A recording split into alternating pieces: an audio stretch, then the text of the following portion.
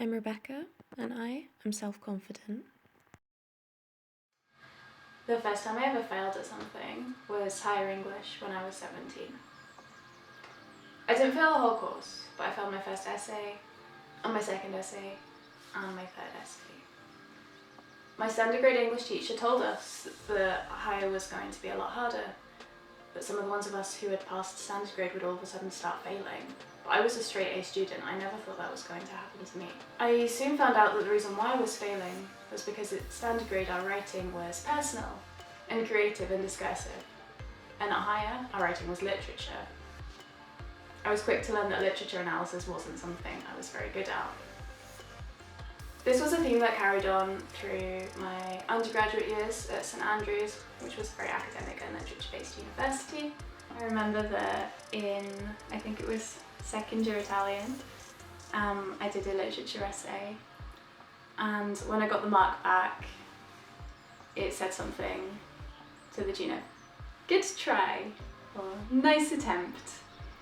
So I went to speak to my teacher to try and find out what was wrong, how we could improve. And he said to me, "If you'd written about what you said you were going to write about in the introduction, I would have given you a 16, which is equivalent to a first class mark. Unfortunately, you didn't write about that at all." I did a year abroad in France, teaching English, which was fine, brought its own challenges, but the main academic challenge it brought was the dissertation that I had to write on my return, or just before my return. I decided, because I was in the south of France, in Perpignan, in what used to be the northern region of Catalonia, I would do some research into the Catalan identity of the region and write about that. I was given a supervisor in St Andrews. I'd never met her. She gave me no help at all, and we didn't speak about academic things once. The only contact I had with her was to ask what consent form I needed to be giving to my participants.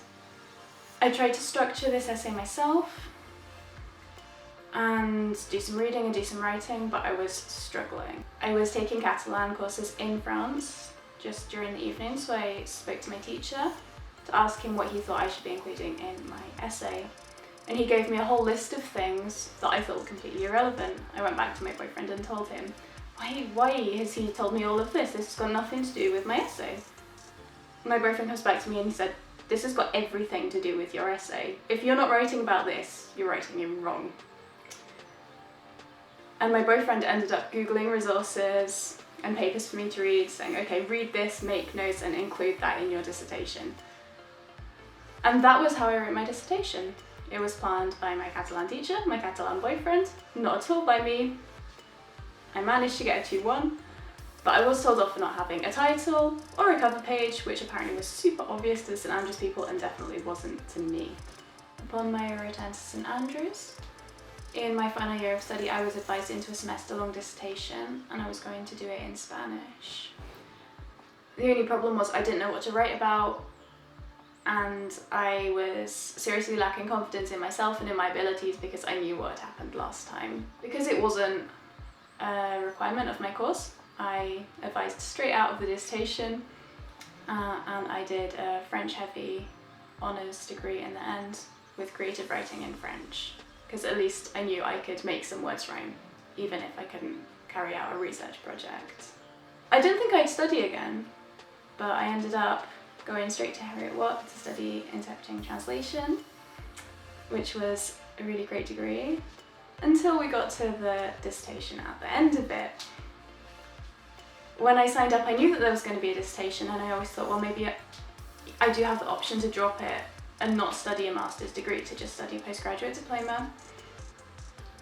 I never thought about it too readily. I thought closer to the time I'll work out what I'm going to do, and all of a sudden, boom, I found myself trying to write a dissertation. Thankfully, Harriet Watt had given me a lot more support than St Andrews had, in that we'd had a whole semester of classes on all the different parts of a dissertation, about finding resources and referencing, about writing literature reviews, about case studies, about everything you could imagine. We'd had a lecture on it. And I actually found that very helpful, and that was some support that I didn't know I needed, but that I really did need. Nevertheless, I did struggle a bit finding my topic. I was poking around in the dark for a bit first. And I also struggled to write my proposal because, again, I'd never done that. I found that every single time I had to start a new phase of my dissertation, I didn't know what to do. I was reading at the start and I didn't know what I had to read or where to find my resources.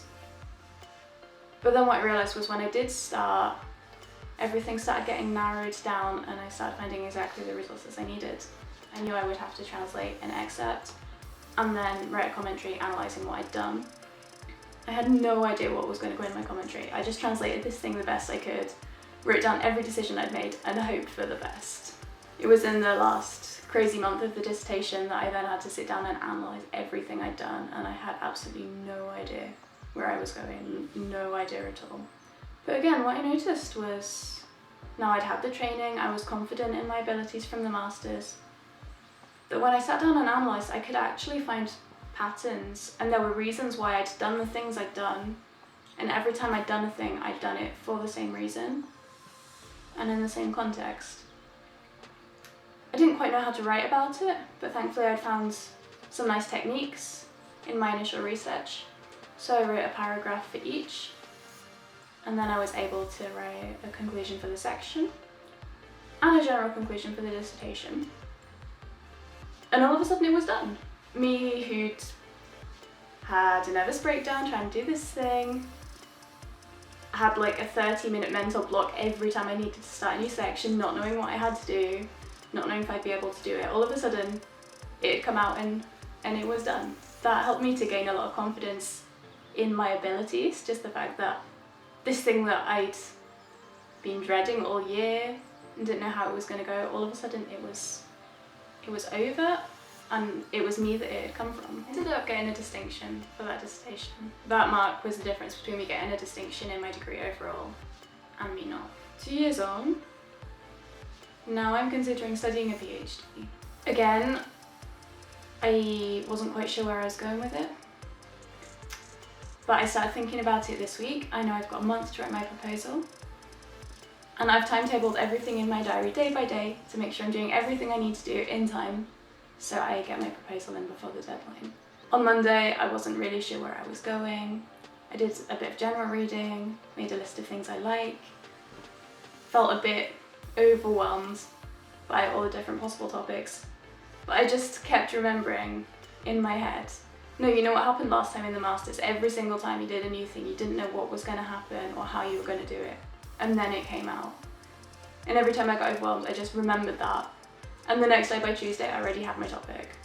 Then the problem was, okay, I need to read stuff, what do I need to read, where do I need to find it? And again, I didn't know, but I was like, no, it's okay, you got this happened in the Masters and it worked out fine.